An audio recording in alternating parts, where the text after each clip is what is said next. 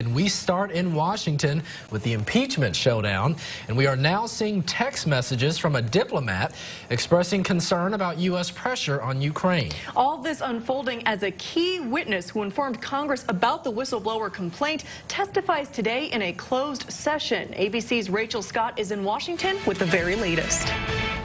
A defiant President Trump digging in, asking yet another foreign country to investigate his potential 2020 rival. China should start an investigation into the Bidens. The president did not rule out asking Chinese President Xi directly to investigate the Bidens. The U.S. and China entangled in an ongoing trade war.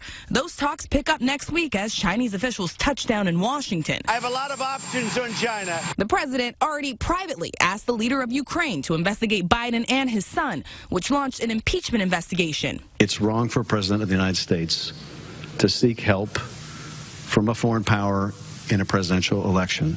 But no White House transcript needed here. He's publicly doubling down. They should investigate the Bidens. The FEC chair tweeting out a reminder that federal law clearly states it's illegal to accept foreign assistance in connection with an election.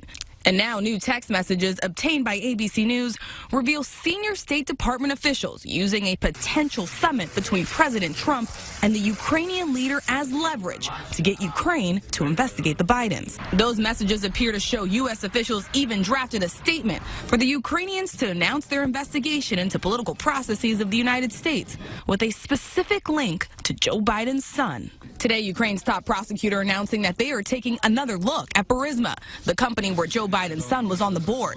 Though the country's former top law enforcement official told the LA Times he had seen no evidence of wrongdoing by the Bidens that he could pursue.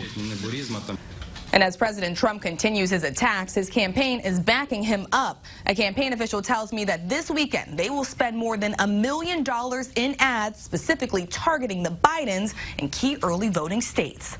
Rachel Scott, ABC News, Washington.